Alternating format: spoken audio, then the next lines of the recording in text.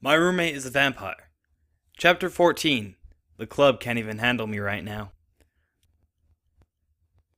I didn't sleep. Didn't need to. Was too afraid to close my eyes. The monster inside me would awake. When I got up, the balcony window had been fixed. All the glass had been swept up. There wasn't a trace of any of my nocturnal activities. "Did you find it?" I ventured. "Mm-hmm." Vinyl nodded, peeking out the corner of her eye as she downed some coffee. "You want the details?" "Not in particular, no." "Good, then I won't tell you. But I will say that it was very, very messy." "Vinyl, I mean, seriously, what the heck did you do to that poor bunny?" "I won't go into any specifics, but there was a lot of blood. It was like everywhere." I ran to the bathroom, barfing. "Agdi, I think you need to take the day off." "Vinyl, I have been taking days off. I've been using up nearly half my sick days." No, I mean having fun." I glared at her. "Fun?" Right then and there I should have stopped her. She sucked in and began to sing. "F is for friends who do stuff together." "Oh, please don't sing," I groaned. "U is for you and me." I swear to Celestia, Vinyl, not the singing. It's too early. "N is for anywhere and any time at all." I shoved the hoof in her mouth, silencing her. "I will rip your throat out." "Aw, is somebody all grumpy wumpy they didn't get their morning coffee?" Vinyl cooed. "What do you do for fun anyways?" "I play my cello." "Agdi, that is your job, not fun." "Who said my job wasn't fun?" She cut me off with a hoof. "Moving on." "Well, sometimes I listen to music." "You can do that any time." She rolled her eyes. "Read a book?" Vinyl head slammed into a table. "Ah, you're such a twilight sparkle. I need to take you out." "Where would you like to go?" "I thought we were taking a break," Vinyl said. "Doesn't mean we can't do things together. What do you have in mind?" I asked, arching my eyebrows suggestively. She leaned in, whispering. I flushed. "Oh, no!" "What? You've never—" Vinyl gasped, her eyes widening.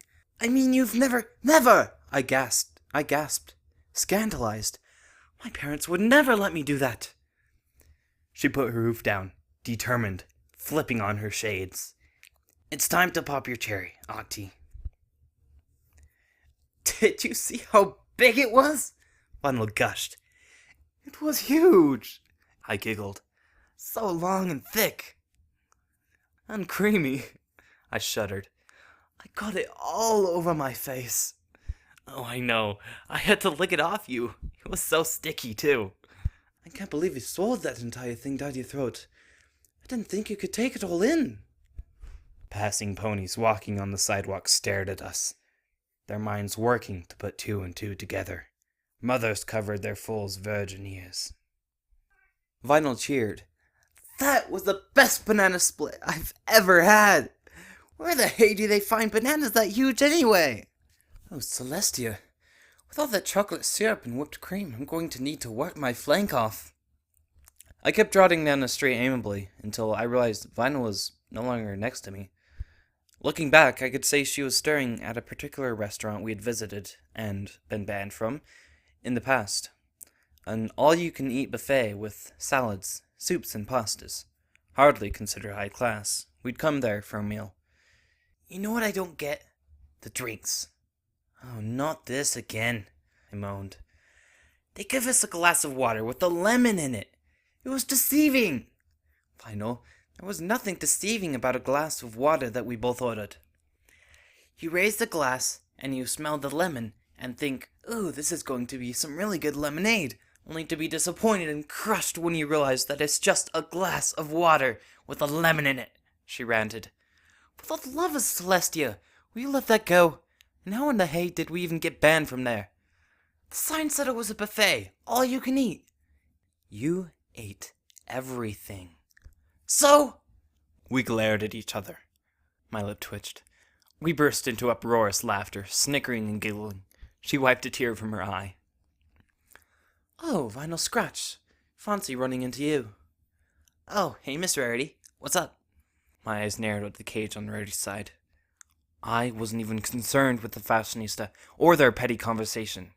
What I was more concerned with was that vile creature inside the cage.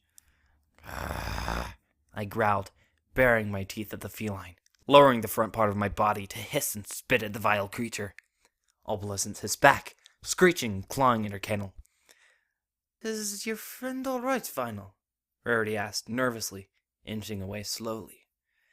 She's just, trying to communicate with your cat. That's all. Inspiration for her, next piece. Uh-huh. Very well, then. I shall be on my way. I'll let you know when I have another commission for you. Will do, thanks. Stupid cat. Octavia, get a grip! Vinyl hissed, still waving to Miss Rarity. My ears perked. What was I doing? Why am I like this? 'Cause you like it doggy style. Many ponies came as they were, fangs exposed and eyes crimson. There was even a fellow lichen or two crouched on the floor, their tails wagging. Among the crowd of ponies, packed inside the donut shop, I saw Vinyl's parents, Princess Luna, Fleur-de-Lis, and Fancy Pants, of all ponies. Many of them I didn't recognize. In fact, nearly every pony there I had no clue as to their name, although I recalled seeing the one with the top hat the other day. Fancy Pants? Ah, hello, Octavia, Fancy Pants said, adjusting his monocle. What brings you here? You're one of them, aren't you? I blanched, nodding. Did that Vinyl Scratch finally sink her teeth into you? Well, yes, but no, not really. Are you one as well? Heavens, no. I make it a point to come along with Fleur to understand her situation a little better. Although, I wouldn't mind if she exsanguinates me, if you get my drift. He winked. Your secret is safe with me. I don't even want to know. Luna cleared her throat, standing behind the counter. Good evening, every pony. It is currently 7 o'clock. Every pony is here and accounted for. Let us begin. Pony Joe? Yes, Princess. She levitated a pouch filled with plenty of bits. Go get yourself a salad or something. Lose the weight. He saluted. Will do. Now then, back to... who is this? In the back of the shop, sitting on a stool, was a certain wall-eyed Pegasus. Vinyl whispered. Psst, Derpy, what the hell are you doing here? I don't know, she chirped, sticking her tongue out. Scram, Derpy, Vinyl said. Okay. She crashed through a window. Luna face-hoofed. Octavia, if you will, Vinyl said. I paled. Oh, no, that's all right. I'm not good with public speaking. I was roughly bucked onto stage, landing painfully on my stomach. I looked up, seeing Luna's kind face. I'd like you all to give our newest member of the inner circle a warm welcome. I gulped, taking the counter. Beads of sweat rolled down my face. Performing a piece using an instrument was much different than speaking.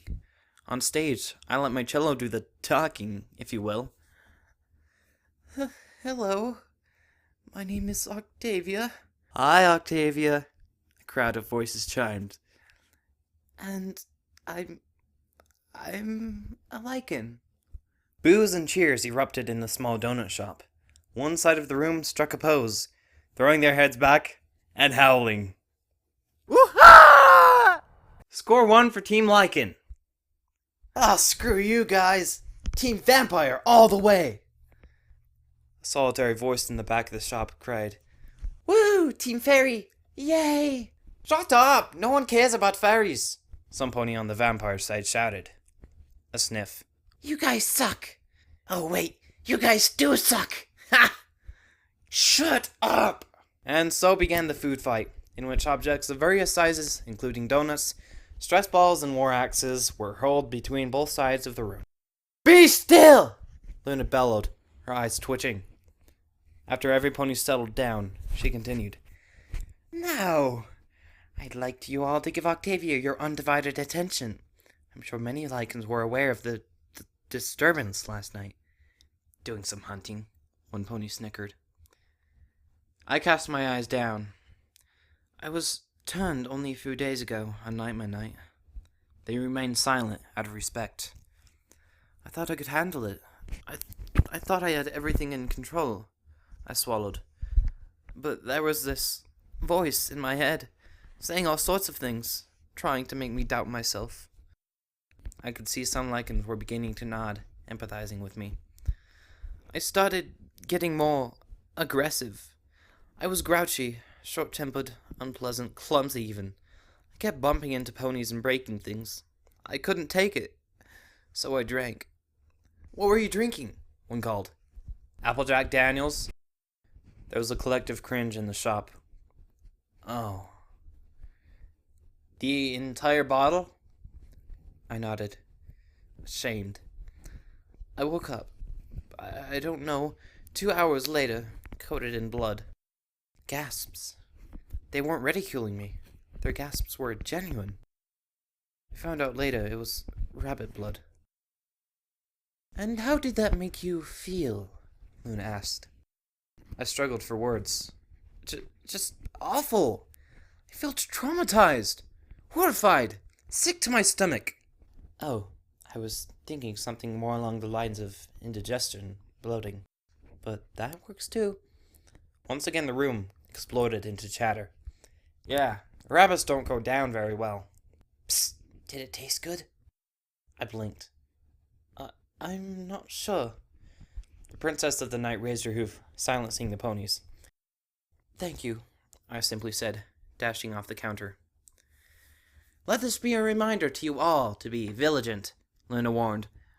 "We all have our demons. Octavia here was very lucky that her situation was not worse. And I also recommend that you do not drink at all. It impairs judgment and clouds the mind." This received groans. I sank down in my seat. "Good job, Octavia. Congratulations.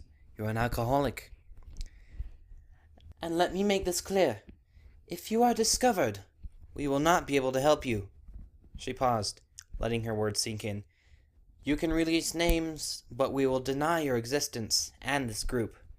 The best we can do is provide you a new identity. From the moment you are discovered, you are on your own." I guess it wouldn't be much of a secret organization without secrecy.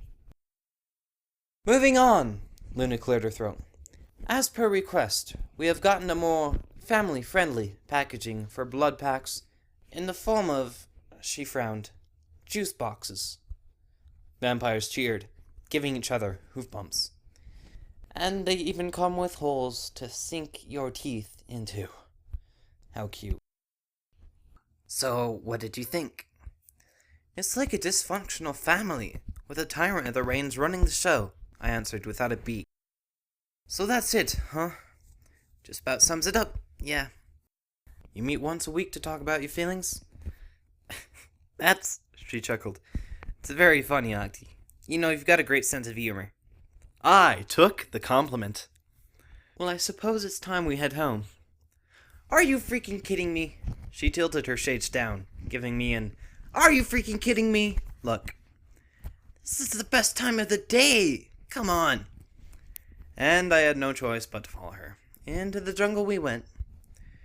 The entrance was extravagant and flashy, with a canterlot flare thrown in with ivory walls and gold trim strewn all over the place to hide the rot underneath.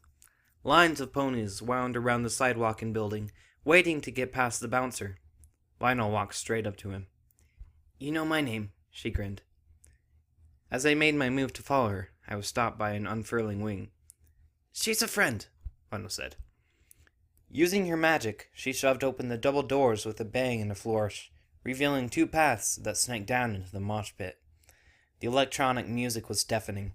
The checkerboard floor was illuminated, flashing neon colors in sync with the music playing over the sound system.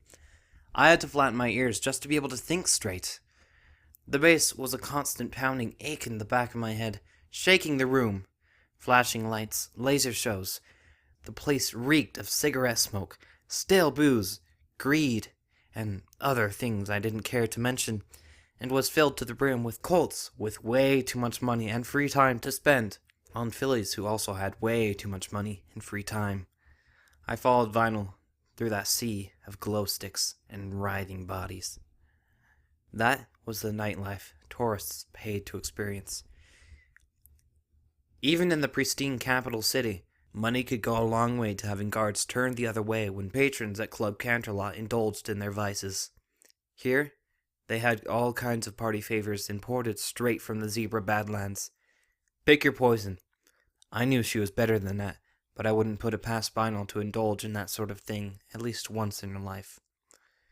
I needed to drink already, but I needed to lay off the sauce. I needed to make sure I didn't lose control.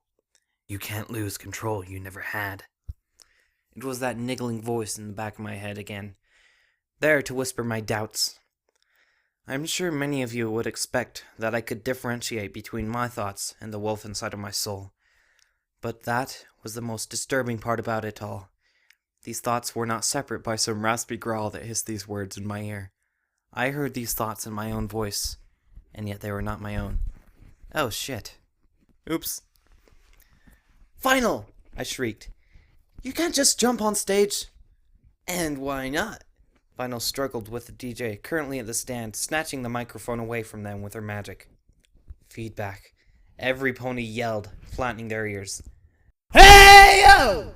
DJ Pony in the house! Cheers. Stomping. Elation that their temptress of the record had come.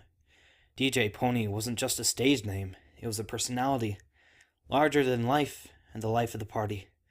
And this, all of this, with all of its flaws, was her domain.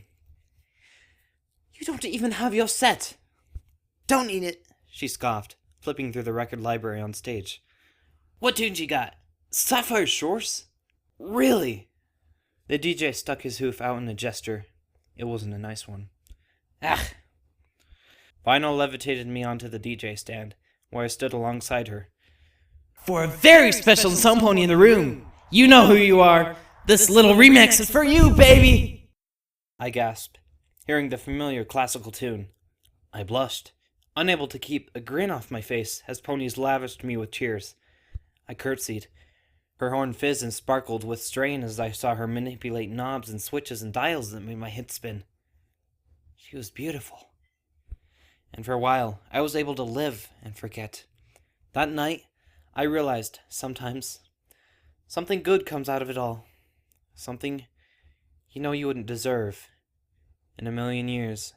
Something that gives you a reason to go on.